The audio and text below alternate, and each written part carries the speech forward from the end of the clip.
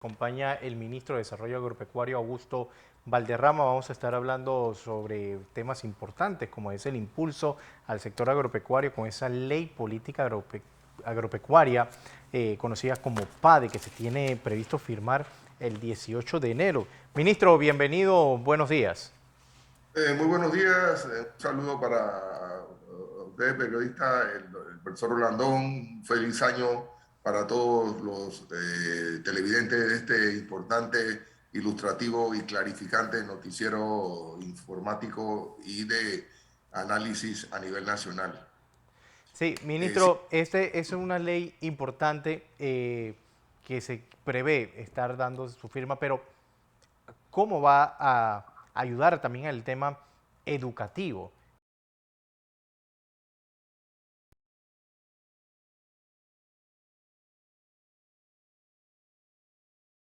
Sí, lo escuchamos, frente al ministro.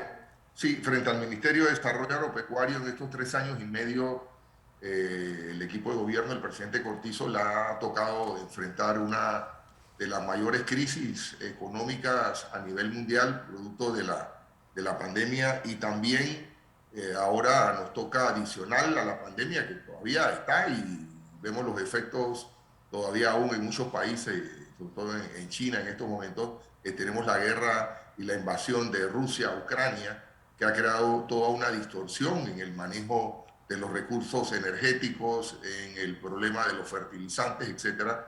Hemos logrado en estos 3 años un sector agropecuario que ha podido ser efectivamente resiliente, salir de esos grandes atajos y grandes obstáculos que ha representado la pandemia para el mundo, y para mí ha sido un sector que se ha fortalecido. Para mí lo importante ha sido la confianza que el productor tiene y ha recuperado en la actividad agropecuaria. En el gobierno anterior nosotros vimos que se favorecieron algunas importaciones de productos esenciales que tienen un impacto social tremendo. Son alrededor de 12, 13 productos que hemos llamado por ley productos sensitivos y que tienen una importancia en la generación de empleo en el sector agropecuario. Esos productos se han defendido desde el punto de vista de la tecnología, desde el punto de vista de la ley, desde el punto de vista de la seguridad agroalimentaria, de evitar que entren productos, sobre todo en momentos de cosecha o sin cumplir con los reglamentos básicos de seguridad para el patrimonio sanitario, fito y sanitario del país. Y el sector agropecuario ha crecido en más del 3.5%, fue uno de los que se mantuvo abierto y ha tenido un impacto importante en la generación de empleo. Y lo más importante para mí, periodista, es la eliminación de las grandes desigualdades que existen en el sector rural de nuestros países, del mundo, de América Latina y de Panamá. Y eso ha contribuido entonces a que organismos como CEPAL y la FAO hayan declarado que Panamá ha sido el único país en América Latina que en medio de esta situación tan inédita y tan negativa haya podido bajar los niveles de pobreza extrema y de hambre, pasando del 7 al punto 5,2%, y sigamos avanzando con las políticas correctas y adecuadas de defensa de la seguridad alimentaria y la soberanía alimentaria. Esta ley lo que pretende, y fue uno de los compromisos de la política de Estado del presidente Cortizo en su campaña, es dar una estabilidad al sector agropecuario. El sector agropecuario para mí es uno de los sectores más riesgosos que tiene la actividad económica. Si llueve demasiado hay problemas, si no llueve también hay problemas, si hay agua suficiente y lo demás viene una plaga, de repente viene una plaga, viene un problema de precios de mercado, de sobreproducción, etcétera. Entonces, si el sector no tiene una estabilidad, no va a invertir.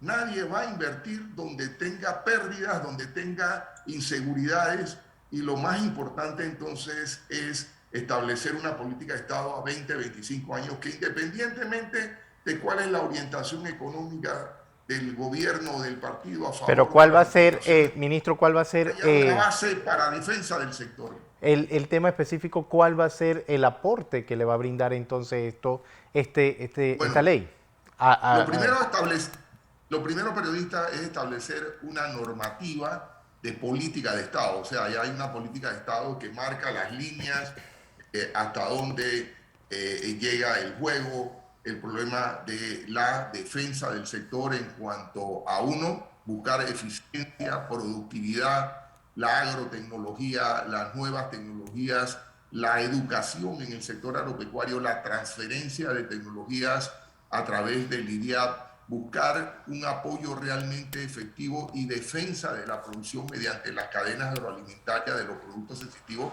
y sobre todo dar estabilidad y crea un consejo de seguimiento para que esta política de Estado se pueda medir, se pueda conducir y que los productores y la sociedad panameña tenga también una actividad de liderazgo y proactividad sobre la política de Estado y que los fondos del país se inviertan correctamente y adecuadamente en ese sector que no es privilegiado porque nunca ha tenido política de Estado. Las áreas que hemos desarrollado, zona libre de Colón, sector bancario, el sector turismo, área del Canal de Panamá, etcétera, son sectores que hemos tenido políticas de Estado donde los países invierten, establecen las reglas del juego, dan seguridad a la inversión privada a que lo haga. Y con esta política de Estado, que nunca lo ha tenido el sector agropecuario, lo que quiere darse continuidad a lo que hemos ganado, a lo que falta por ganar en los próximos años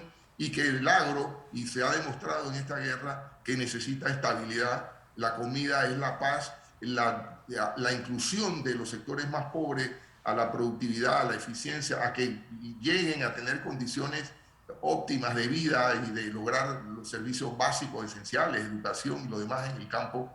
Yo pienso que es la seguridad nacional que tiene este país para poder mantener la estabilidad social y sobre todo apoyar a los que menos tienen y que se sientan incluidos y tengan que defender y no coger sus maletas e irse o Bien. ir a alterar las situaciones políticas, sociales de los países como está pasando y los que no entienden que tenemos que buscar una política de gobernanza donde estemos incluidos todos y todos nos sintamos parte y beneficiados por un país al cual pertenecemos. Ministro, con nosotros el ingeniero José Blandón Castillo.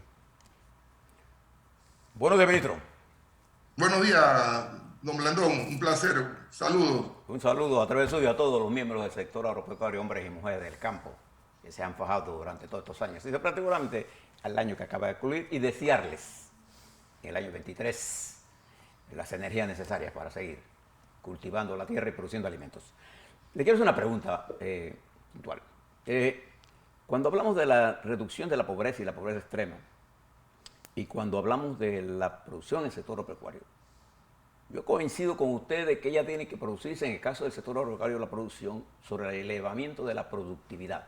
¿Qué es lo que me preocupa en este momento?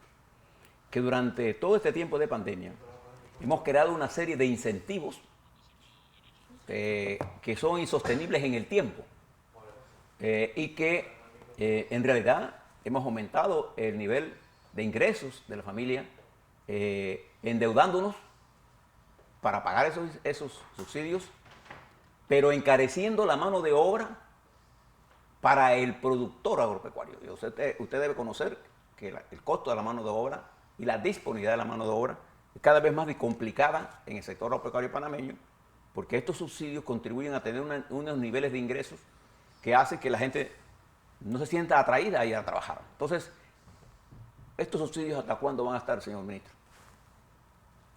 Mira, Blandón, periodista, coincidimos plenamente en lo que tú planteas. Nosotros, cuando llegamos a gobierno, nos encontramos un caso muy particular, el subsidio al arroz. Estaba en 7.50 por quintal. ¿Y por qué se da el subsidio al arroz? Porque se bajó el precio del arroz al consumidor de 61 a 40 centavos la libra y el gobierno anterior puso entonces que el gobierno tenía que subsidiar ese 7.50, lo facilitaba el productor y yo tengo que pagarle entonces 7.50 al productor porque el molino en vez de pagarle 17.50 le paga 14 balboas.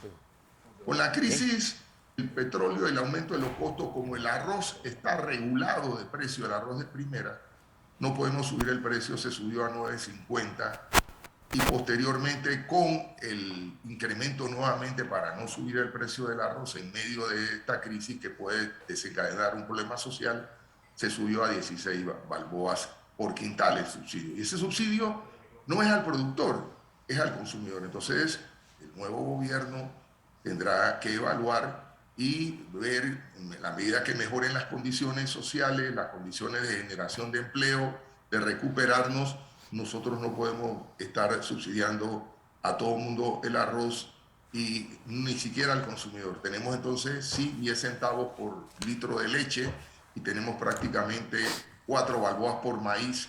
Eso representa un total de aproximadamente 120, 140 millones en este momento de subsidio.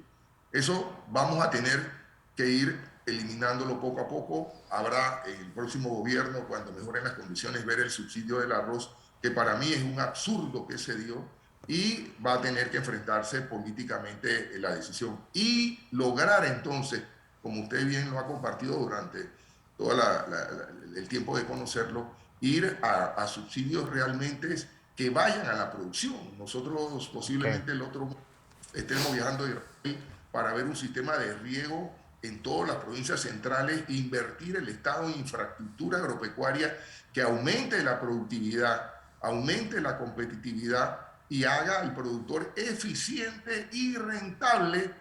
Y habrá en algunos momentos que apoyar cuando hay un daño por problemas climáticos, habrá que, hay, a veces hay sobreproducción, el gobierno compra algo y apoya, pero son subsidios eventuales y no permanentes y fijos que muchas veces van en contra del incremento de la producción y nos traen algunos malos manejos. Yo tengo denuncias ya en el Ministerio Público por más de 1.6 millones y posiblemente sigan subiendo porque a veces estos subsidios no se manejan bien, hay que administrarlos, hay que supervisarlos y crean toda una serie de costos adicionales.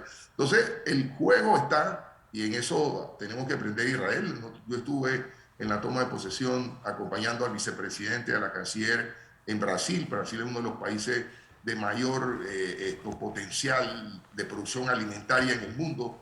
Tiene una de las tecnologías, una empresa tecnológica del Estado, Embrapa, que es la mayor especializada en todo lo que es genética, genética animal, vegetal, que queremos firmar contratos. Y la única camino y la única manera de abaratar costos y ser eficiente es aumento de productividad, competitividad y eficiencia. Todo lo demás es Y así, engañarnos y tratar de manejar en reversa, querido Blandón.